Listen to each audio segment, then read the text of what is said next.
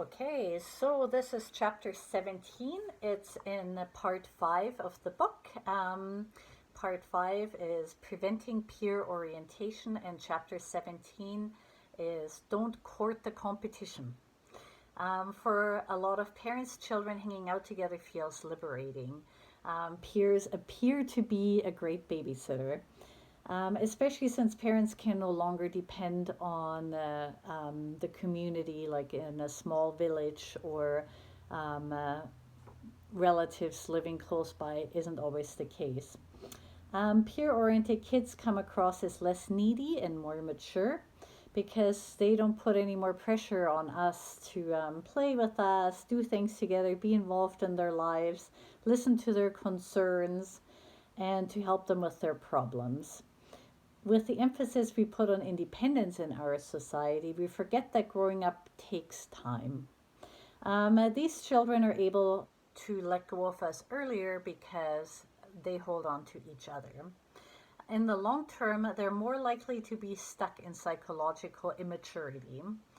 They're less likely to think for themselves, chart their own course, make their own decisions, find their own meaning, and be their own person. Peer oriented children are initially more easily schoolable because children who are already peer oriented by the time they start school don't feel the anxiety of separating from their parents when school starts and therefore have an easier time paying attention. A child cannot learn when they feel lost and alarmed. It will take some time before forming an attachment to the teacher. But even if your child is not peer oriented, you can help them make that transition to school less anxiety provoking by getting them used to being away from you and you coming back, and just kind of knowing and trusting that mommy or daddy always come back, and have a little ritual around that and all of that. In the long term, the positive effects on learning for peer oriented children who initially feel less anxiety going to school are cancelled out by negative effects of peer orientation. Peer oriented kids go to school to be with their friends, not to learn. If these friends are also not interested in learning, academic performance will slip. It's just not their priority. When children go to school to be with one another, they're primed only to learn not to stand out, to remain with those their own age.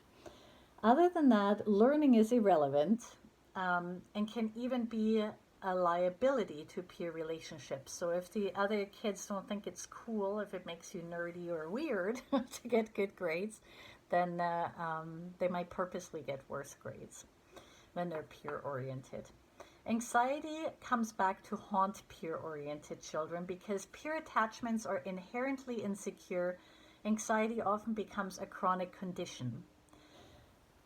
Numb to the vulnerable feelings of anxiety, peer oriented children are left only with its psychological aspects, agitation and restlessness. Peer orientation may initially enhance performance, but ultimately sabotages academic achievement. Interestingly, homeschoolers are now the favorite applicants for some big name universities because they bring certain skills like motivation, curiosity, and the capacity to be responsible for their own education.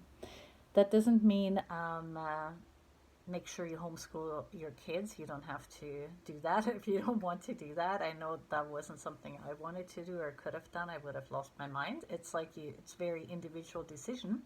But what we need to do is ground children's experience of schooling in adult attachments. So you got to make sure that you are very attached and that you help foster an attachment between them and their teacher.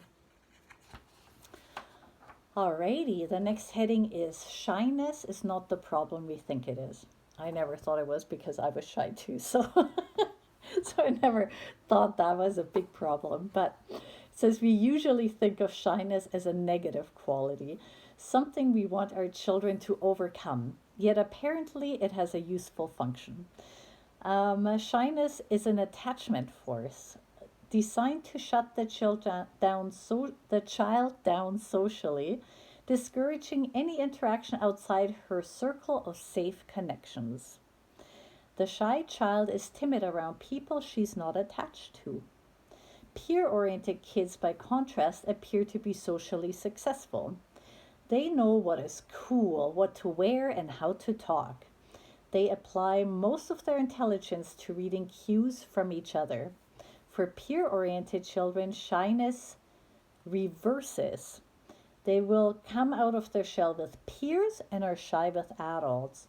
So adults who are watching peers interact in this very not shy way, of kids who are shy at home, they think, oh, this is so great. This peer contact is really helping them come out of their shell, but it's not helping them with their adult interactions where it's really important. And it just takes some time for shy kids. So this seems impressive, and peer orientation looks like it has a positive impact, except real social ability, caring about others, and considering the feelings of people they don't know will not, in the long term, be the attributes of the peer-oriented child. What should eventually temper shyness is not peer orientation, but psychological maturity. The best way to deal with shyness is to promote warm relationships with the adults who care and teach the child. With attachment in mind, it's not shyness, but the lack of shyness of many of today's children we need to be concerned about. I know one of my kids is a ski instructor, and he said he's just shocked sometimes the kind of stuff kids will say to him, where he was like, I would have never said that. He would have been too shy to say that, even if he'd thought it. All right, so the next heading is the stress of daycare and the absence of attachment. The stressful effect of daycare increases with the shyness of the child. If there is an absence of a warm connection with the caregiver, the child feels the double stress of separation from the parent and having people imposed on him that his natural instinct is to repel. The more time preschoolers spend with each other, the more they influence each other. Boys have been found to be more susceptible to becoming peer-oriented. And I wonder if that's kind of the fear in society that they will be mama's boys, that, maybe often people push them away into independence sooner for that reason. I know I didn't do that with my kids, but even though, by the time they went to middle school, they were keenly aware of not wanting to look like a mama's boy. So there is a society pressure. But that's just my theory why that might be. The more the boys identify with their peers, the more resistant they are to contact with the adults in charge.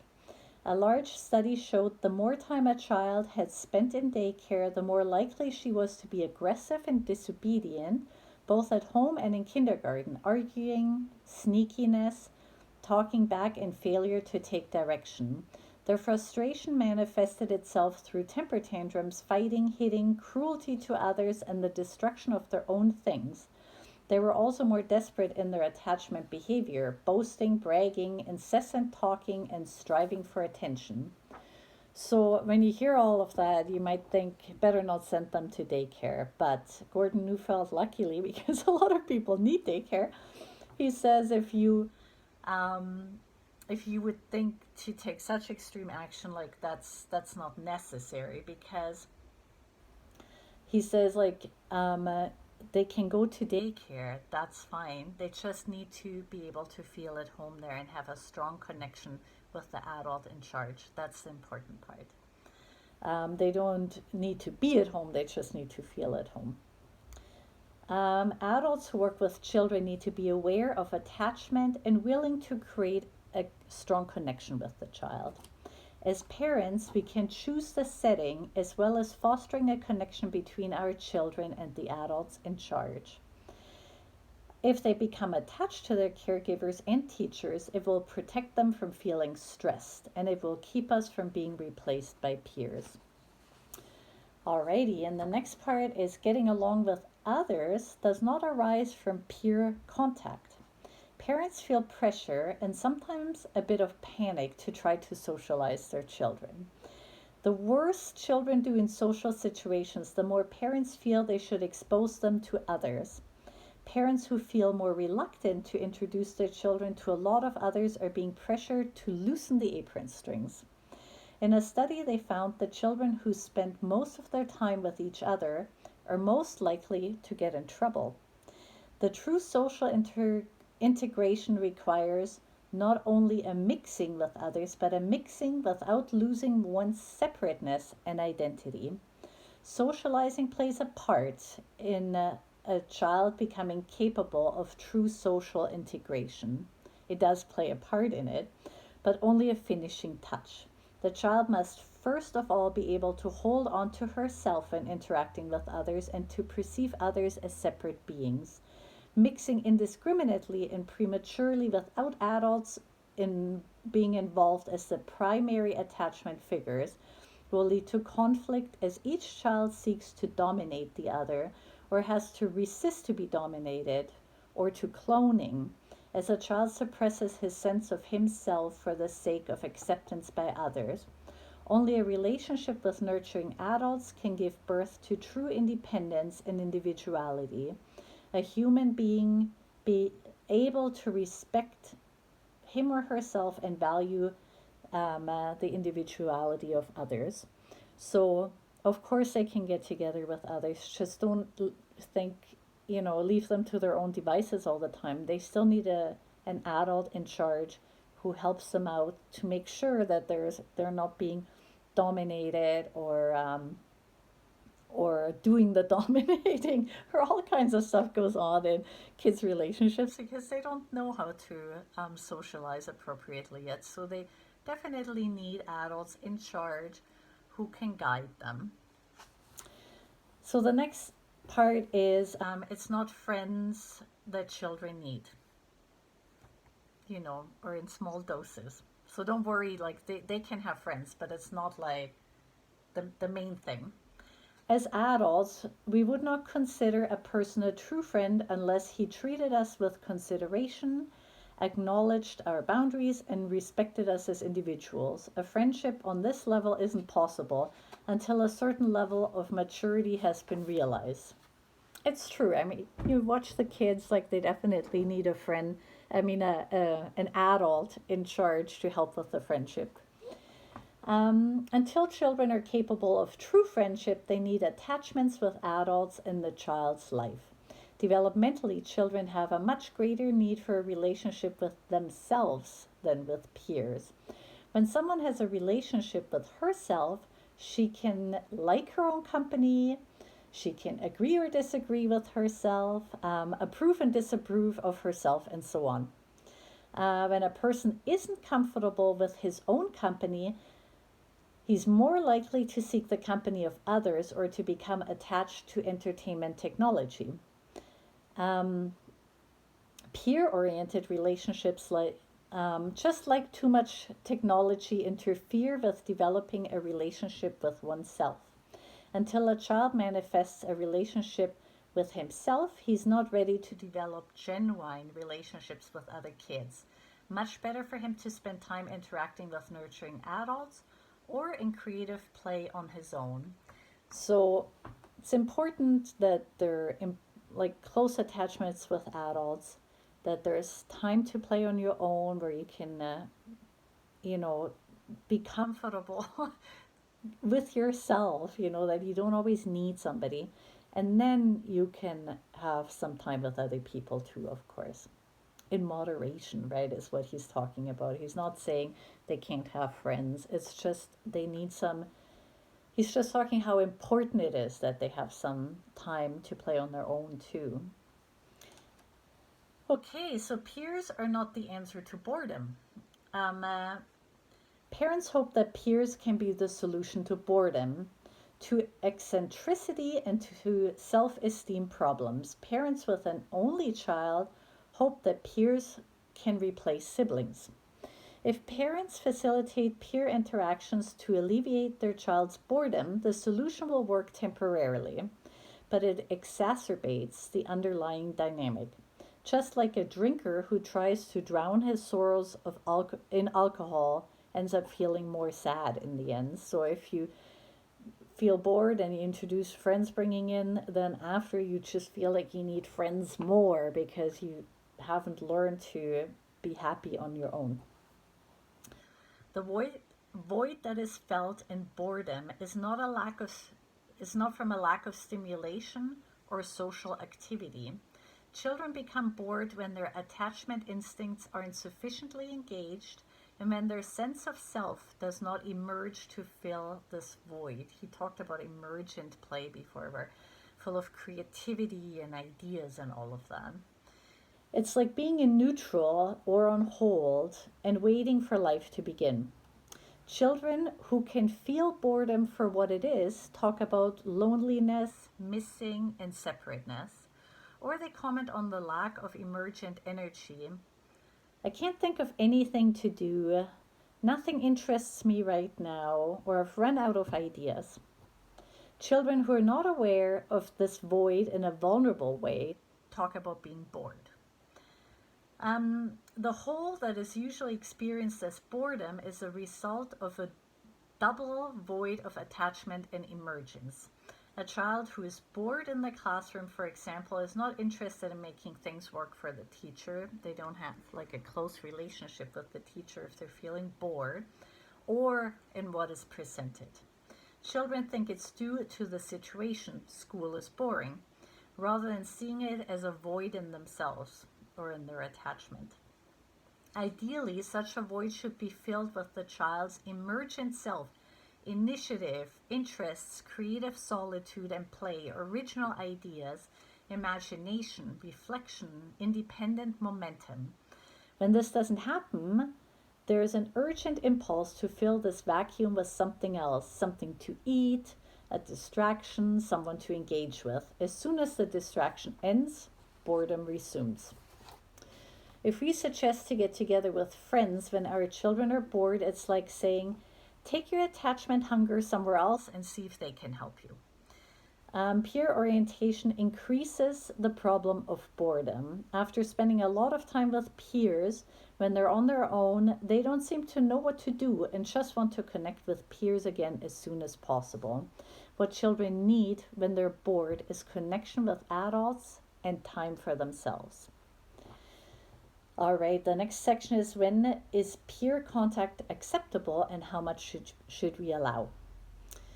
It's to be expected that children will be around each other in daycare, kindergarten, on the playground, and later in school. The point is not to forbid peer interactions, but that we should have modest expectations. Playtime with other kids is fun, and that's it. After every play experience, we should be sure to collect our kids. Remember, collecting is like collect their smile, their nod, engage with them again. When a child has spent all week with other children in school, we're courting the competition when we set up play dates after school and on weekends. The friendships we can welcome for our children are the ones that don't draw them away from us. Ideally, they will be with other children whose parents share our values and also recognize the importance of adult attachment.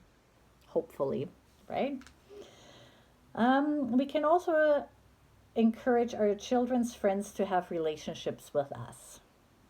I know, like, that's big, right? Everybody can feel at home at your place and they can be included in that adult attachment. It's best if they play something that encourages creativity rather than playing computer games, but we don't need to tell children what to play. As long as they have emergent energy, they will come up with some creative games to play.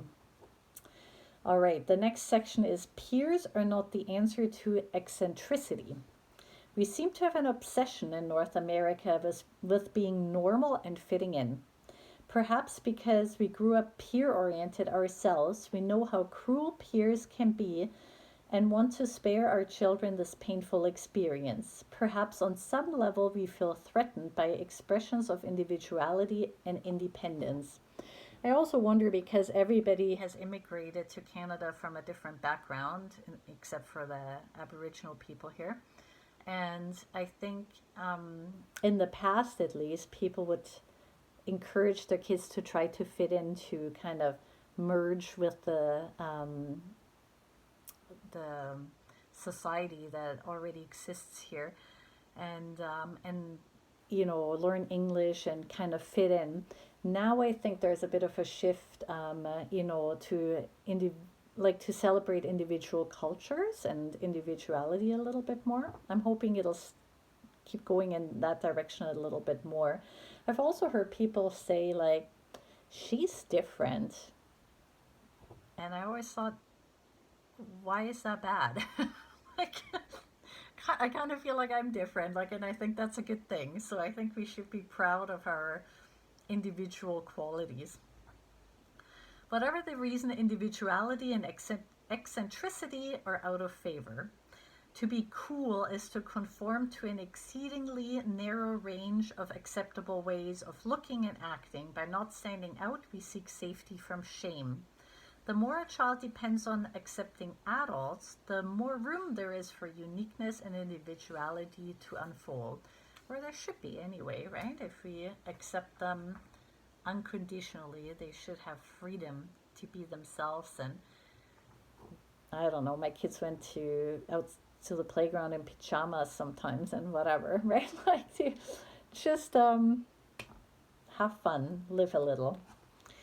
Alrighty, the next section is don't rely on peers to sustain a child's self-esteem. People often think that children need a circle of friends who like them in order to have a sense of self-worth, and that children who are rejected will will sentence a child to crippling self-doubt. I mean, obviously nobody likes to be rejected, but hopefully your self-esteem is better than that it doesn't like shatter your world, right? Today's parents are gripped by a fear of their children being ostracized. Many children find themselves buying many children find themselves buying no, I mean this must say many parents find themselves buying the clothes, supporting the activities, and facilitating the interactions that are believed necessary to enable their children to win friends and hold on to them. So often parents really, because they're worried, and obviously you want the best for your kids, so it makes sense. And I mean, to a certain extent, I also bought my kids the clothes that they wanted because I mean they're individuals, they have their own taste and whatever, that's fine. As long as they're not just doing everything to fit in, right? Like hopefully you're also giving them the confidence that they can make their own decisions and stuff. One thing I was really surprised about is when I was in a store one time and there were all these thongs. The salesperson said parents are buying them for their 13-year-olds, and I was like, okay, well, that's really surprising and new to me. And you would hope you don't have to dress in a thong to fit in with your 13-year-old friends, but yeah, I guess you have to figure out your path. So the challenge in self-esteem is to value your own existence when it's not valued by others, to believe in yourself when doubted by others, to accept yourself when judged by others. The core of a healthy self-esteem is the fruit of maturity. Having a relationship with yourself, being capable of mixed feelings, believing something to be true despite conflicting feelings. We can almost see the pride in a child when he's able to figure something out for himself, to stand up for himself, know he can handle something on his own. Because peer-oriented children have difficulties growing up, they're far less likely to develop a sense of self independent from the way others think of them. Therefore, it will be based on external factors like looks or later, as they get older, income. Real self-esteem does not say, I'm worthwhile because I can do this or that. Real self-esteem says, I'm worthwhile whether I can do this or not. I really like this because that is how it should be, right? The absence of an independent core to self-esteem creates a vacuum that must be filled, and no matter how positive the experience, nothing ever sticks. The more praise we receive, the more praise we crave. The more popular we become, the more popular we strive to be. The more competitions we win, the more competitive we become. Our challenge is to use our influence with our children to break their dependence on popularity, appearance, grades, or achievement for the way they think and feel about themselves. So, I mean, it's great if they get good grades and all of that. Of course, as parents, we're proud of them if they do really well. But at the same time, they should feel that we love them and we're proud of them, even if they get bad grades, right? Like it's not what makes them who they are. Only a self-esteem that is independent of these things will truly serve a child. Until children become capable of independent self-appraisal, our duty is to give them such a powerful affirmation that they will not be driven to look elsewhere. Such affirmations go much deeper than positive phrases of love and praise. They must emanate from our very being and penetrate to a child's core, allowing her to feel loved, welcomed, enjoyed, celebrated for her very existence, regardless of being good or bad. And if you're wondering how to do that, we generally do this with our babies. So it's just this feeling. Babies, they know they're loved, right? And continue that feeling on. Give them that feeling that they're loved no matter what.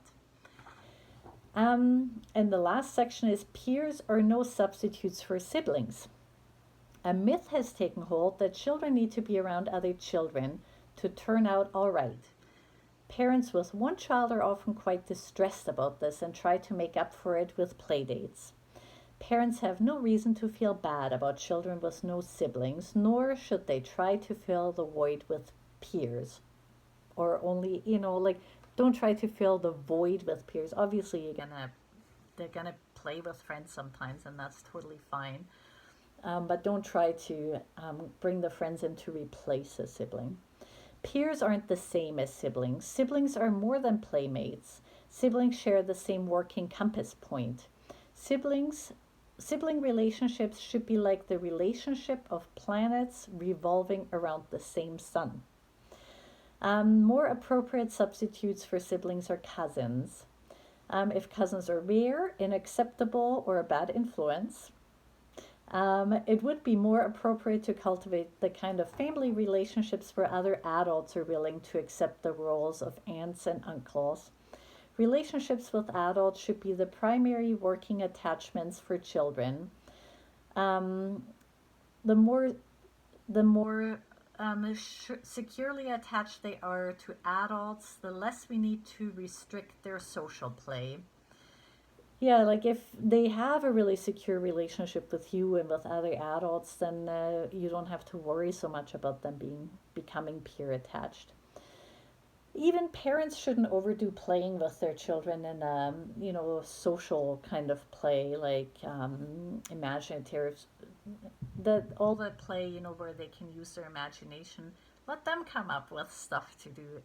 They're the kids, right? Like you can play sometimes with them, but for the most part, give them time to play on their own, to come up with the ideas on their own. Even when you do play with them, follow their lead, let them come up with the ideas. To ensure that there's lots of time for emergent play, which comes out of creative solitude. So don't feel bad giving them some time to play on their own.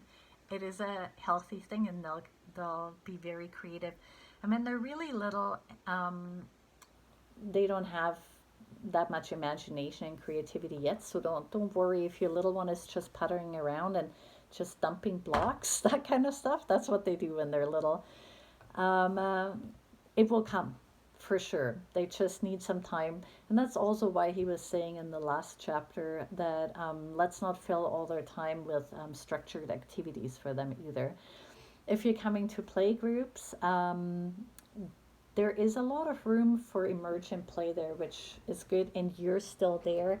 as the primary attachment, which is also nice, makes them feel really secure. But they do need you, of course, for social interactions because social interactions are difficult and take a long time to learn. So we gotta help them out, as exhausting as it is lots of times. Alrighty, there's one more chapter in the book version that I have, and then there'll be two more that we'll try to squeeze in there from the updated version that are about technology. And then that's it. Thanks for sticking with it. So, just one more week.